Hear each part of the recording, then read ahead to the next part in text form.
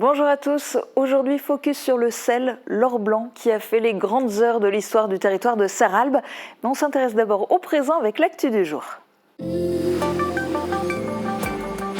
C'est devenu un rendez-vous habituel, voire incontournable, fin août à Sarreguemines. La boucle des faïenciers, dont cette 6e édition en réunit près d'une centaine de nageurs. 4 courses au programme, le 500, 1250, 3000 et 5000 mètres en eau libre. Des courses ouvertes aux licenciés, mais aussi aux passionnés. Voici le 3000 mètres auquel participent 22 concurrents, 11 filles et 11 garçons.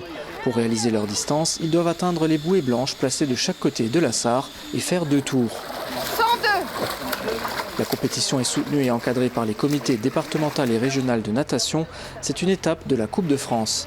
Pour autant, pas d'objectif sportif pour le cercle nautique de Sarreguemines. On pourrait très bien jouer ce qu'on appelle les étapes de Coupe de France et puis chercher un classement global pour le club. On ne le fait pas. Donc on a des nageurs qui font différentes étapes, mais pas avec finalité pour le club à proprement parler. Pas d'objectif et pourtant, après un peu plus de 40 minutes de nage, c'est Gauthier Willem du CNS qui remporte le 3000 mètres, suivi de près par Alissa Geraer, 2 nageurs sarregueminois en tête de la course. J'attendais ce moment, surtout la première place. Je visais la première place comme objectif et j'ai réussi à avoir cette première place. Et moi, j'ai plutôt fait cette boucle pour m'amuser parce que je la fais depuis qu'elle a commencé. Je m'attendais à la première place, mais je l'ai fait pour m'amuser, quoi. Prochain objectif pour les 2 nageurs, les championnats de France l'année prochaine et un podium pour Alissa. La boucle des faïenciers est marrainée par Aurélie Muller. Cette année, la marraine garde les pieds sur terre et profite encore de ses vacances. C'est toujours agréable de pouvoir rencontrer les jeunes que j'ai pas souvent le temps de rencontrer, etc. Donc de partager avec eux en dehors des conseils, etc. Donc non, c'est une chouette journée. En plus, il pleut pas, donc ça fait plaisir. Ouais. Prochaine étape pour la championne le 1er décembre avec la finale de la Coupe du Monde en Israël, suivie des mondiaux de Doha en février 2024. Je suis assez sereine et puis j'ai vraiment cette envie de me qualifier pour ces Jeux Olympiques, d'y performer et de montrer que dans les territoires, on peut être vraiment très très performant. Dans les territoires mais aussi dès le plus jeune âge, les conditions d'accès aux courses seront sans doute revues pour les prochaines éditions. On se rend compte qu'on a pas mal de demandes qu'on n'arrive pas à satisfaire quand on met une barrière d'âge à 14 ans pour faire un 5 km. Cette année, on a mis en place des dérogations. C'est probable qu'on descende un petit peu cette tranche d'âge. On se rend compte que sur d'autres étapes, on a des nageurs plus jeunes qui se confrontent à ce milieu-là. Ces courses en eau libre réunissent toutes les générations. Rendez-vous l'an prochain pour la 7e édition. C'est parti! Quand sport et bonne action ne font qu'un, sur le terrain du stade de Hagwald, le coup d'envoi est donné pour la 3e édition du Challenge Marvin. Un challenge initié par le FC Beau Soleil pour venir en aide à Marvin, ancien licencié du club ayant subi un grave accident de travail et aujourd'hui en situation de handicap. C'est la 3e édition. On a souhaité garder le nom de ce challenge Marvin pour que justement personne n'oublie. Je sais que c'est quelqu'un qui a très apprécié le club. Il a joué ici, c'était un bon garçon. 12 équipes U13 féminines étaient prévues au départ. Après quelques désistements, elles n'étaient plus que 9 à participer au tournoi. Un challenge au niveau relevé avec des clubs comme le FC Vendenheim, le FC Metz ou le Racing Club Strasbourg-Alsace. Les matchs se jouent à 8 sur moitié de terrain sur une durée de 12 minutes, soit une soixantaine de matchs sur la journée et environ 1h30 de temps de jeu par équipe. Chaque année, le FC Beau Soleil tente de faire venir de nouvelles équipes, comme cette fois le FC Rohrbach-Binin ou l'AS Jeanne d'Arc de Saint-Avold. On est dans une phase de préparation, c'est fin août, les clubs, la plupart sont venus justement pour ça leur permet d'enchaîner après le championnat et ça permet aussi aux clubs de se faire connaître, bien sûr, au niveau féminin, même si on est déjà reconnu un peu partout. Si on arrive à aller en demi-finale, ça sera un bel objectif. L'année dernière, on avait fini 3e. Malgré une victoire lors de leur premier match, les joueuses du FC Beau Soleil ne parviendront pas à renouveler leur performance. Elles termineront 4e. Déjà championne l'an passé, c'est Strasbourg qui remporte une nouvelle fois le tournoi après une victoire au tir au but face au FC Metz, les Messines qui avaient remporté la première édition. Pour conserver le trophée du challenge, il faut le remporter 3 fois. Rendez-vous donc l'année prochaine pour la 4e édition. Pour le FC Beau Soleil, l'aventure continue. Ces dernières années, on travaille beaucoup sur l'ensemble des jeunes sur le quartier. On a de plus en plus de licenciés qui viennent d'ailleurs aussi. Vive le FC Beau Soleil, voilà. Le club pourra bientôt profiter de nouvelles installations, clubhouse et vestiaires dont les travaux devraient s'achever début 2024. ArcelorMittal-Florange fait partie des 12 premiers sites industriels français dans le plan eau de l'État. L'objectif, réduire la consommation nationale d'eau de 10% d'ici 2030. Indispensable dans les processus de fabrication du site mosellan, notamment pour le refroidissement des produits laminés, l'eau utilisée par ArcelorMittal représente plus d'un tiers des prélèvements industriels sur le département, soit 9 millions de mètres cubes sur un total de 23 millions. Depuis 2018, l'usine a réduit de 20% ses volumes prélevés et utilise des eaux recyclées pour un tiers de sa consommation. Pour autant, le site va devoir prendre de nouvelles mesures pour une gestion plus sobre. L'entreprise florangeoise ne bénéficiera pas de subventions de l'État, mais pourra solliciter l'agence de l'eau, dont l'enveloppe budgétaire a été augmentée de 475 millions d'euros par an. Cette année, ça se passe au Salon d'honneur. Bienvenue au Casino des Faïenceries de Sarreguemines où se tient une cérémonie de félicitations pour les bacheliers sarregueminois ayant décroché la mention très bien. Toutes filières confondues, ils sont 14, 9 filles et 5 garçons, dont 6 scolarisés au lycée Jean de Pange, 7 de l'institution Sainte-Chrétienne-La Salle et 1 du Simon-Lazare. Cette année, pas de mention très bien pour les sarregueminois du lycée Henri Dominé. Sur les 14 lauréats, une dizaine ont répondu présent. Chacun a reçu un sac contenant des goodies à l'effigie de la ville, 2 tickets cinéma et un chèque shopping de 100 € à dépenser dans les commerces du centre-ville. Informatique, médecine, école de commerce, les jeunes étudiants sarregueminois ont également dévoilé la suite de leur parcours à la municipalité. Bravo à eux. Comédie, drame, fantastique, policier, horreur, thriller, film d'animation, tant de genres différents à découvrir dans vos cinémas cette semaine. Cinécool rassemble 75 cinémas du Grand Est, participant à cette semaine de programmation à un prix réduit. Parmi eux, les cinémas Forum de Sarreguemines. C'est toujours une réussite, et pour preuve, puisque l'opération était partie de Strasbourg il y a de cela 26 ans. Et au fur et à mesure de Strasbourg au Bas-Rhin, à l'Alsace-Moselle, à l'Alsace-Lorraine et maintenant sur les limites du Grand Est. Donc c'est vrai qu'il y a une vraie appétence de la part de mes collègues exploitants. Alors pour parler plus directement de Sarreguemines, oui, le public est très très friand de cette période de promotion et de découverte. Et je crois que l'opération est vraiment très très attendue. Selon les années, Cinécool permet de booster la fréquentation de 30 à 40%. Du 26 août au 2 septembre, vous pourrez profiter de toutes les séances, que ce soit les avant-premières ou les films à l'affiche, pour seulement 5 €. C'est la Sieste, l'association des cinémas indépendants de l'Est, qui organise l'opération. Alors ça se passe de la façon suivante, c'est-à-dire que l'organisation propose des films qui sont proposés par les distributeurs pour des avant-premières, et ensuite chaque salle, en fonction de sa ligne éditoriale, fait un choix de films. Pour la 26e édition, près de 40 films sont projetés en avant-première sur l'ensemble du Grand Est. Les cinémas Forum de Sarreguemines en proposent 5. Les coups de cœur du directeur sont 2 comédies françaises. Un feel-good movie. C'est Marilyn et son juge avec Louane, Michel Blanc qui est toujours très très bien. Et puis incontestablement, pour moi, c'est une année difficile, le nouveau film de Nakache et Toledano. Alors j'ai vu ces 2 films, donc je peux en parler. Pour les autres, je vais les découvrir également dans nos salles lors de ces projections. La nouveauté cette année, c'est la participation de 2 cinémas limitrophes avec la région Grand Est.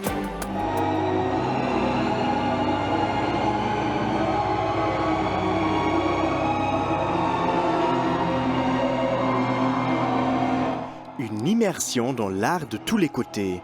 Le musée historique de la Sarre, situé à côté du château de Sarrebruck, a inauguré le 19 juillet une nouvelle installation audiovisuelle appelée Kandinsky's Kaleidoskop. Elle consiste en une projection 3D animée qui occupe tous les murs de la salle, accompagnée de musique. L'animation dure 23 minutes et elle peut être considérée comme un test pour les derniers aménagements réalisés dans le musée. Connectés par 2 km de câbles, 16 projecteurs cachés dans la salle ont été installés qui offriront plein de possibilités pour des futurs projets, que ce soit des projections 3D de n'importe quel lieu dans le monde ou des mélanges d'expositions physiques et numériques, il n'y a pas de limite.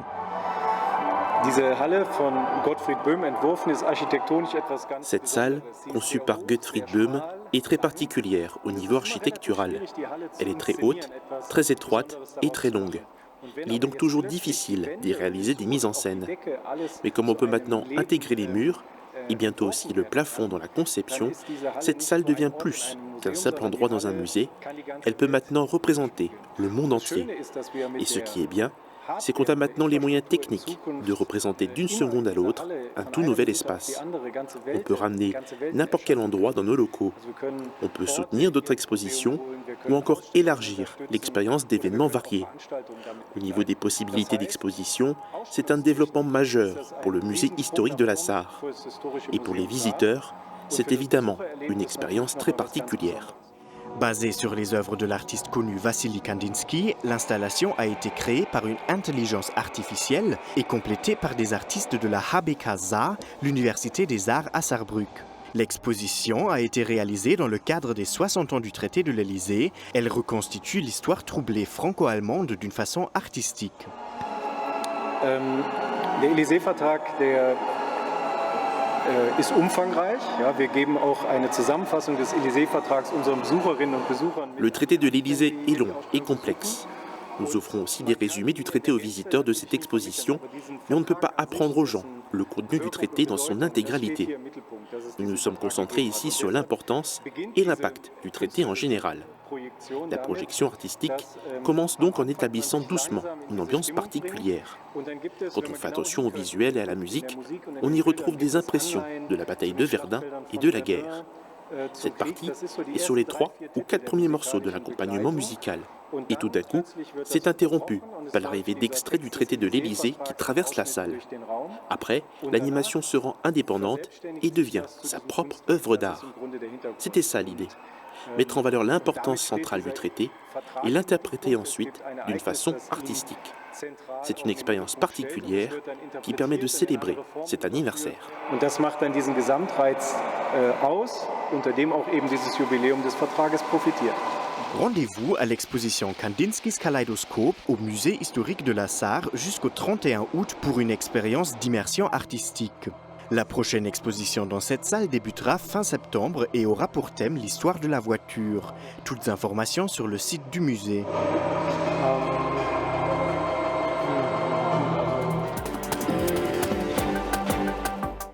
On vient d'assister à une forte baisse des températures en quelques jours. Comment s'annonce la suite? Voici les prévisions de Météo France pour demain. Couverture, crépissage, peinture et isolation. Avec Moder Habitat, votre maison sera belle et confortable par tous les temps.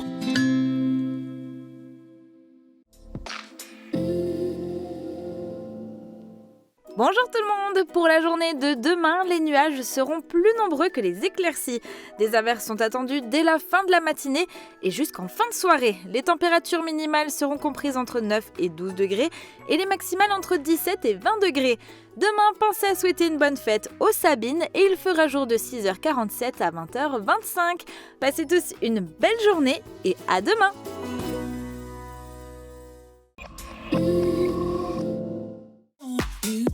La saison culturelle de Sarreguemines vous invite à de nouvelles rencontres pleines d'émotions dès le 3 octobre. Au programme, près d'une vingtaine de spectacles aux univers variés, tels que danse, musique, humour, clown ou encore théâtre, en compagnie d'artistes de renom. Christophe Willem, Antonia Doré-Dinger, Thomas Croisière, Electro Deluxe ou encore Florent Père. Infos et réservations sur www.sarreguemines.fr. Ouverture de la billetterie à partir du vendredi 8 septembre dès 16h en ligne, par courrier ou sur place en mairie lors des 2 journées de lancement, ainsi qu'à l'Office de tourisme.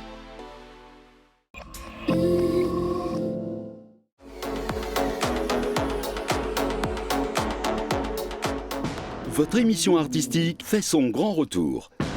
Des têtes d'affiche, de nouveaux talents,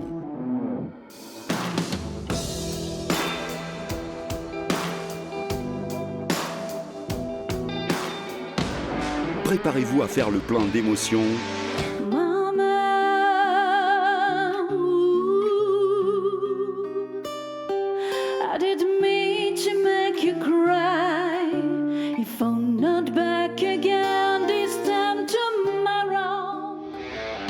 Et d'énergie.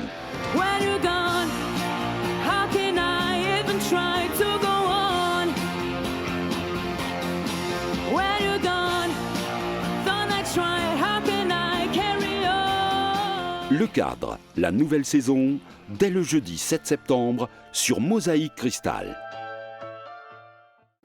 Histoire d'Histoire s'intéresse aujourd'hui à une ressource qui a fait les belles heures de Sarralbe, le sel.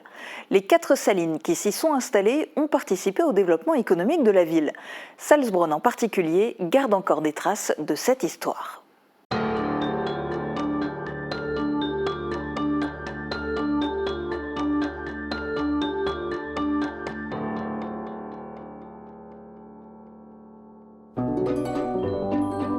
De Depuis la nuit des temps, l'homme a exploité les ressources disponibles en sel. Sarralbe, qui se trouve à l'extrémité nord-est du gisement salifère lorrain, a fait de cette industrie le moteur de son développement. Le sel a longtemps été l'or blanc du pays d'Albe.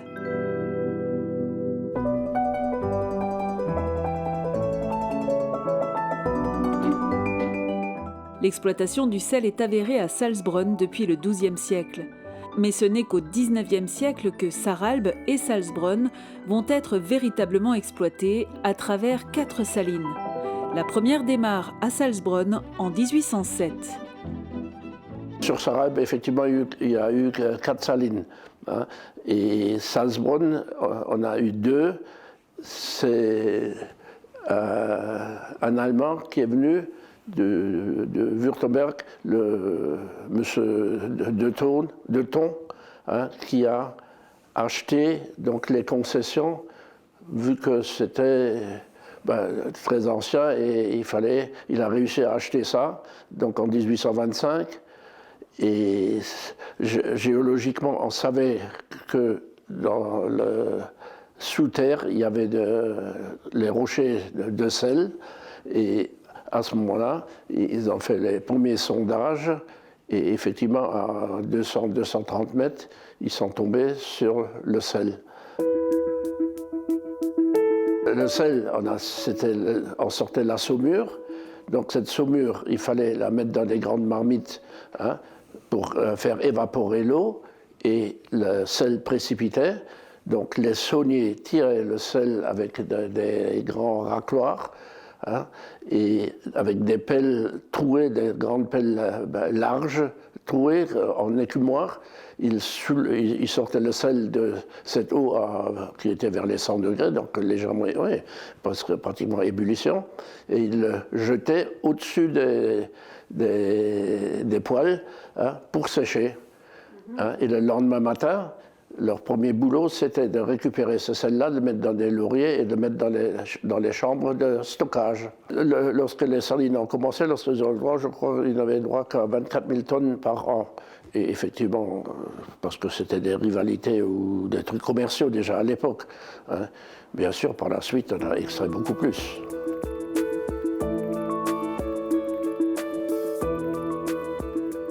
Une autre saline voit le jour juste en face, la saline Gagnereau en 1843. La même année, c'est au Haras que les sondages sont faits. Les salines, ils avaient un mur de 2,50 m, 3 mètres autour, hein, et l'ensemble des 2 salines était fermé. Hein, et il y avait des gardes de sel, hein, effectivement, et c'était une denrée rare. Gilbert Schuster est un enfant de Salzbronn. Les salines, il les connaît bien. L'une d'elles a été son terrain de jeu. C'est les vestiges d'un ancien four, hein, et on voit où il faisait le feu, certainement, c'est-à-dire pour chauffer en dessous. Hein, mais ça devait être très, très ancien. Vous avez joué ? Je jouais avec les ouvriers, on tirait le sel, donc ce qui est, je dirais, impensable maintenant. Faut se rendre compte quand même qu'on était sur de l'eau vers 100 degrés et c'était super, super dangereux. Mais étant gosse, et vu que le cousin habitait dans les salines, son papa travaillait, était comptable au bureau, ça faisait que nous étions libres.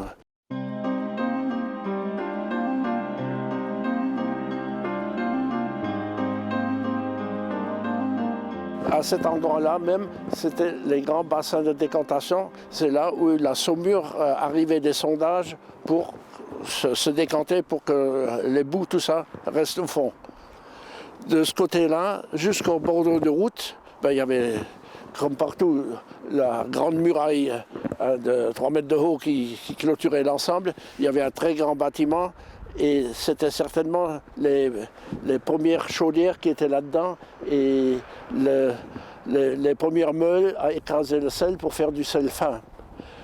Un peu plus loin, on voit remonter la digue. Ça, c'était l'entrée du chemin de fer c'est par là que le charbon venait, hein, par wagon, et aussi ils chargeaient des wagons avec des sacs de sel pour expédier le sel.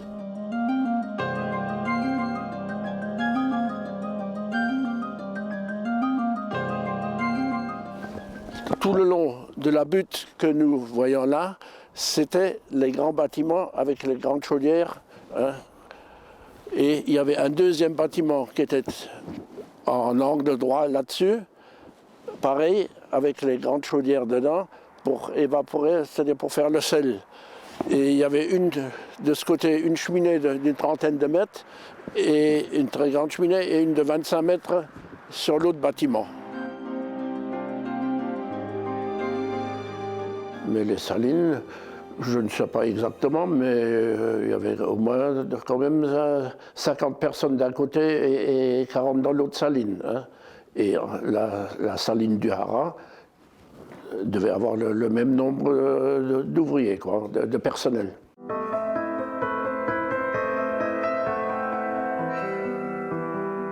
Avec les salines, c'est aussi la naissance du thermalisme. On prendra les eaux à Salzbronn de 1897 jusqu'au début de la Première Guerre mondiale. Ça, c'est un système allemand, parce que dans toutes les salines allemandes, il y avait à côté du thermalisme.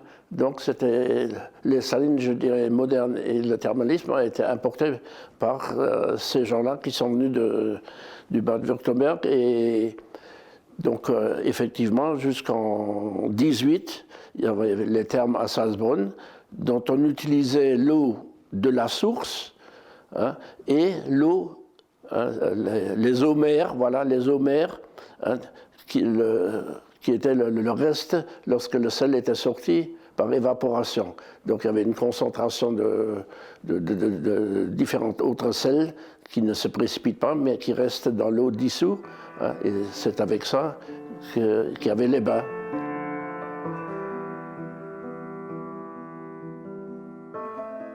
Ben, là, nous sommes devant la source, hein, d'eau salée, donc, qui est un forage qui avait été fait pour prendre de l'eau salée vraiment, mais ils ne sont pas tombés vraiment sur le sel, ils sont tombés plutôt sur des trucs sulfatés. Donc, et l'eau a jailli à 70 mètres de profondeur, hein, en source naturelle.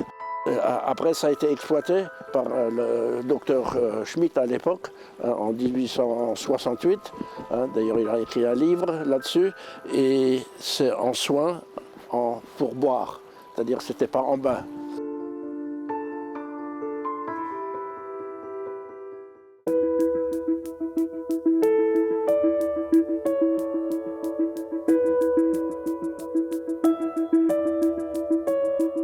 Le grand chamboulement social à Sarralbe et le véritable développement de la ville, c'est l'arrivée de Solvay en 1886.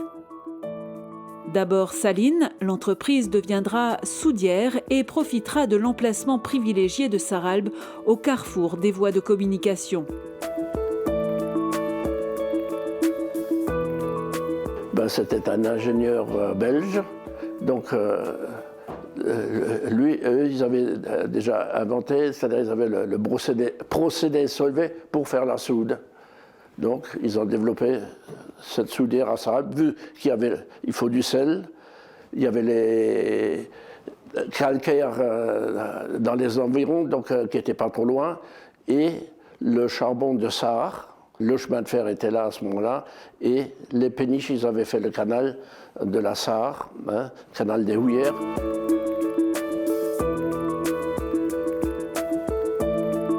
Ben, c'était la belle industrie, c'était une grande industrie, hein. On était quand même, à un moment donné, 700 personnes. Hein, donc c'était assez important. Solvay a tout changé parce que Solvay c'était déjà le social tout de suite au départ. Solvay a construit les cités. Hein. Solvay a construit la salle de sport, salle de spectacle. Hein, et Solvay avait même la musique, ils avaient le sport, ils avaient le football. Ben, c'est eux qui maîtrisaient l'ensemble. C'est socialement qui ont fait progresser Sarralbe. Solvay n'avait pas qu'à Sarralbe les usines, Hein.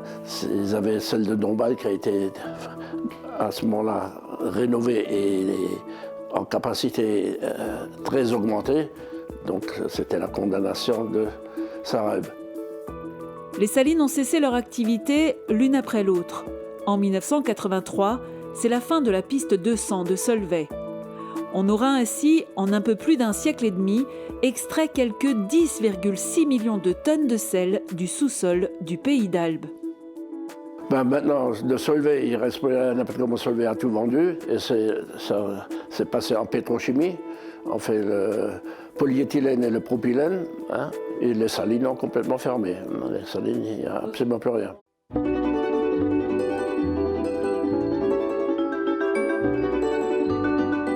C'était un village automatiquement vivant, vu qu'il y avait du monde qui travaillait. Donc dès qu'il y a un travail, ça fait que ça bouge et ça évolue, ça